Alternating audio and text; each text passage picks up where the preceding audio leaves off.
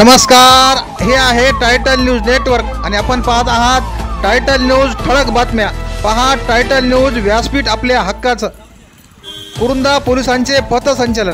वसमत तालुक्यातील कुरुंदा पोलीस ठाण्याच्या वतीने पथसंचलन करण्यात आले।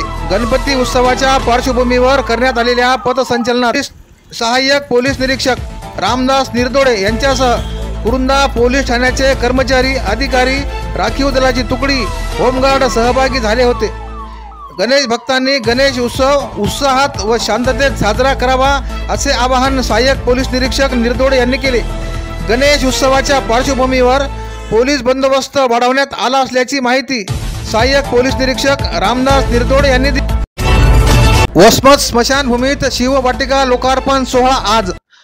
वसमत येथे स्मशानभूमीत विश्व हिंदू परिषद व यमुना प्रतिष्ठानच्या वतीने शिववाटिका वसुधा शवदाह यंत्रणेचा लोकार्पण सोहळा आयोजित करण्यात आला आहे।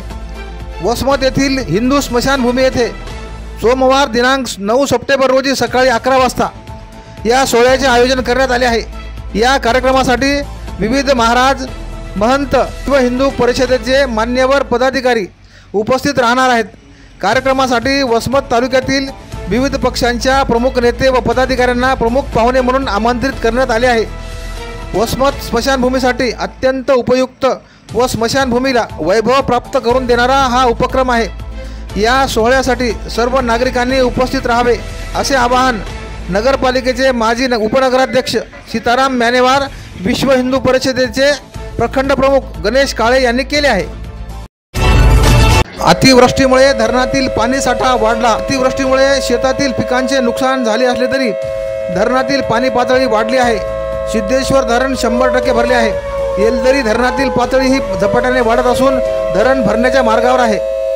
त्याचबरोबर आता इसापूर धरणही भरले आहे। इसापूर धरण भरल्यामुळे इसापूर धरणाचे दरवाजे उघडून पाणी नदी पात्रात सोडले जात आहे। सिंचनासाठी व पिण्याच्या पाण्यासाठी या 3 धरणावर शेतकरी व नागरिक अवलंबून आहेत। अतिवृष्टीमुळे हे 3ही धरणं आता भरली आहेत। त्यामुळे आगामी हंगामातील सिंचनाचा व पिण्याच्या पाण्याची चिंता आता मिटली आहे। त्यामुळे शेतकरी वर्गात समाधान होत आहे। अतिवृष्टीमुळे नुकसान झाले असले तरी आगामी हंगामात सिंचनासाठी पाणी मिळणार असल्याने समाधानही व्यक्त होत आहे।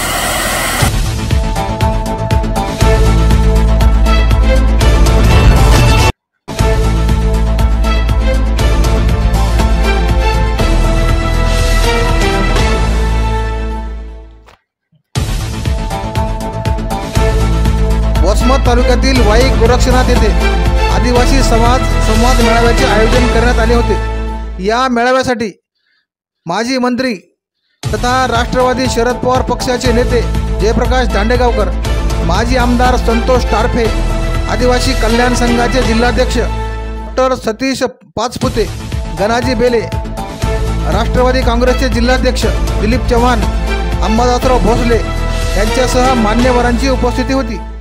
यावेळी माजी मंत्री जयप्रकाश दांडेगावकर आणि माजी आमदार संतोष टारफे यांच्यासह मान्यवरांनी मार्गदर्शन केले।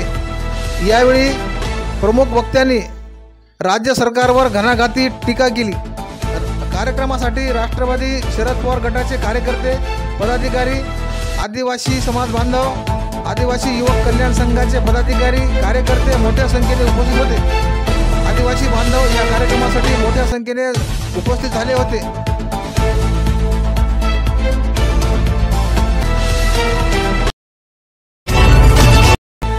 गाव भेट दौऱ्यात अतिवृष्टीग्रस्त शेतकऱ्यांच्या बांधावर आमदार नवघरे यांची भेट। आमदार राजू पाटील नवघरे यांनी गाव भेट दौऱ्यात दरम्यान औंढा तालुक्यातील दरेगाव, अनखळी, लोहरा आदी गावांना भेटी दिल्या। यावेळी त्यांनी अतिवृष्टीने बाधित झालेल्या भागात बांधावर जाऊन शेतकऱ्यांशी संवाद साधला। नुकसान झालेल्या सर्व शेतकऱ्यांना मदत मिळणार असल्याचे त्यांनी सांगितले। शेतकऱ्यांच्या समस्येची जाण असणारे शेतकरी पुत्र आमदार राजू नवघरे हे नेहमीच शेतकऱ्यांच्या अडचणीच्या वेळी धावून येतात, धीर देतात। आमदार नवघरे यांनी बांधावर येऊन पाहणी केल्याने शेतकरी वर्गात समाधान व्यक्त होत आहे।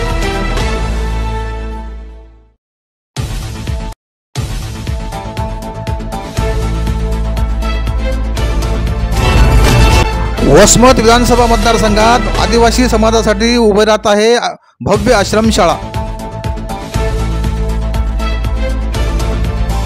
वसमत विधानसभा मतदारसंघातील शिरड शहापूर येथे आदिवासी समाजातील मुलामुलींसाठी आश्रमशाळा व वसतिगृह बांधण्यात आले। सोबतच कर्मचारी निवासस्थानही इथे बांधण्यात आले आहेत। वसमत विधानसभा मतदारसंघात आदिवासी समाज मोठ्या संख्येने आहे, तरीही वसमत विधानसभा मतदारसंघात आदिवासी समाजासाठी भरीव कार्य झालेले पाहावयास मिळत नव्हते।